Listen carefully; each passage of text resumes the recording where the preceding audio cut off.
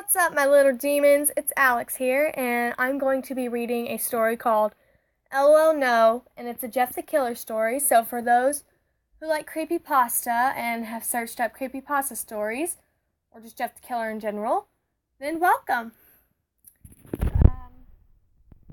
I don't own this book.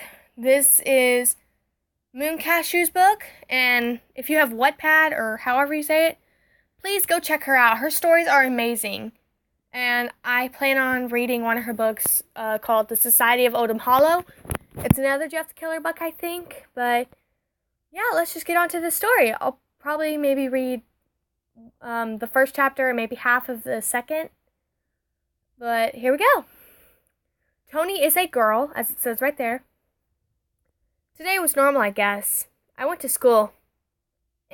Alcatraz is a better name for it. I don't get why they don't call it that in the first place. I'm sure it's no different. Tony, do you want Chick-fil-A for dinner? My mom asked me. I nodded my head. We were coming back from my violin lesson, so my mom popped in the drive-thru and got me a chicken sandwich. It was pretty busy there, but it didn't take long to get our food. We drove back home and I ate my food, and then went in the family room and got on my phone. I went on to Wattpad and started reading stories, as well as trying to write one, but mine are never very good.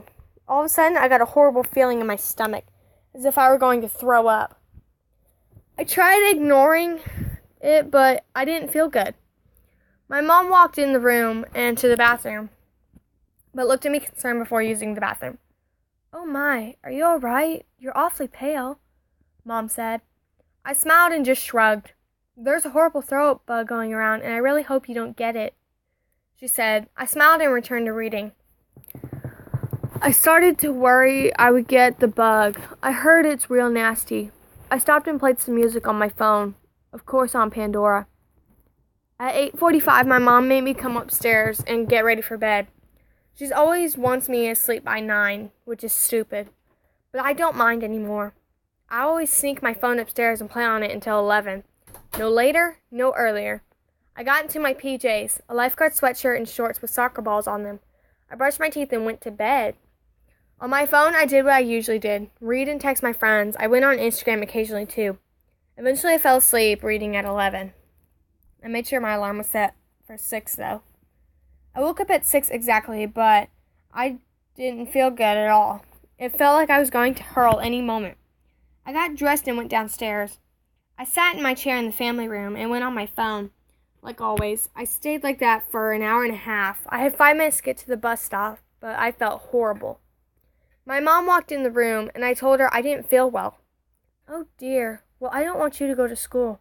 Just stay there today and relax. If you need a puke, you have a bathroom next to you, she said. I smiled and nodded. It was 7:30 and I had some time to kill. My mom was going to work at 9:30, so from 9:30 to 3 I was alone in my house. Great.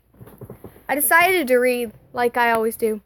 It's probably not healthy how much I'm on my phone. I was reading some fan fiction my friend sent me. Tony, I'm leaving. Have a good day. I hope you feel better, my mom said. I looked at the clock and I saw it was already 9:30. How did time go by that fast? I said bye and looked around the room. I was sitting under a leopard print blanket, and I was so cold. My cat came up on the chair and sat down with me. I started petting it, but then stopped and put Pandora on. I laid my head back in the lounge chair, and I felt myself drifting to sleep. I woke up and checked the time. It was 11 a.m. Why couldn't I sleep the whole day? I don't like sleeping, but I felt sick, so I decided it would be best to. It was quiet in my house, and my dog walked in the room. Hi, Charlie, I said to him in that voice you talk to dogs in. He started wagging his tail and took a seat on the couch next to the chair. I was going to try and fall asleep again, but I heard noises coming from the kitchen. My head shot up off the chair, and I saw a shadow go by the wall in the kitchen. Stop, it's only your imagination, Tony, I thought. I rested my head back down, but I heard noises again. They were coming from the living room, and I got a little scared. Now, I've always been afraid of the living room. I always thought evil things were in there. But it was always daylight outside. Why should I be afraid? I slowly got up and walked into the kitchen. Nothing was there. I heard another noise, like a floorboard creaking, coming from the living room. I slowly made my way over to the room. but as I poked my head in, there was nothing there.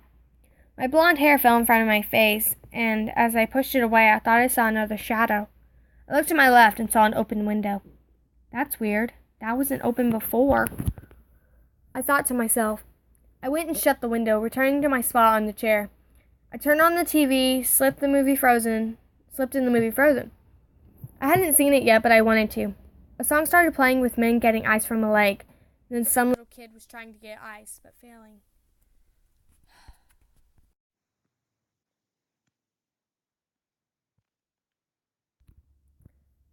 Sorry about that. My mom had to call me. But, a song started playing with men getting ice from a lake, and then some little kid was trying to get ice, but failing. I giggled at that. It was really cute. After the movie was over, I didn't really know what to do. I couldn't text anyone. Everyone was at school. I grabbed my phone and decided to go on Netflix and watch Supernatural. I love that show so much.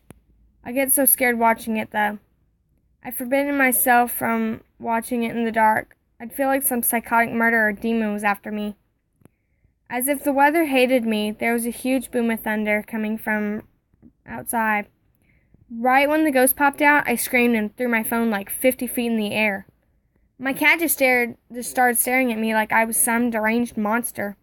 I saw flashes of lightning and decided it'd be best if I put my phone away. I'd always heard from people that lightning can go through electronics, so I best not take my chances. Hello? I heard my grandma call in her sweet voice. She came to visit me. She always does when I'm sick, just so I'm not alone. It's easy for her to come, too. She lives on the same street as me. I smiled at her. Hi, Gammy, I replied. Yes, I call my grandma Gammy. Just don't ask, okay? Do you feel like eating anything? She asked, taking a seat on the couch. I shook my head. I wasn't in the mood to eat anything, not to mention I felt like throwing up. After an hour or two, she had to go test drive a new car. I looked outside once she left, and it was still raining and thundering. My mom had opened the door that we never use, and I felt rain under my feet as I got up and walked to the screen door. After I shut the door, I took a seat in my chair and relaxed a little until I heard noises coming from the kitchen again. It sounded like someone was walking around, but I ignored it. All of a sudden, I heard a loud bang, and I sprang out of my chair. My dogs looked scared, too, so I had no choice but to get up and see what it was. Hello? I yelled, slowly getting out of the chair. I crept into the kitchen and saw nothing there, but there was a pan on the ground. That's strange. I put the frying pan back in the cabinet, and I turned around to go back to the family room. I didn't feel good at all right now, and I'm really afraid I'm going to throw up. I decided to go back and take a nap. I laid back in the chair and felt myself falling asleep. Mooncashew said, Okay, this is my first fan fiction about a deranged killer, so LOL. I don't know, I hope you like it. Don't forget to vote. Clicking that star helps me out a lot. So, that was the first chapter. I'm just going to end it right here, and I will continue next time. So, hope you enjoyed, and I will talk to you all later. Bye.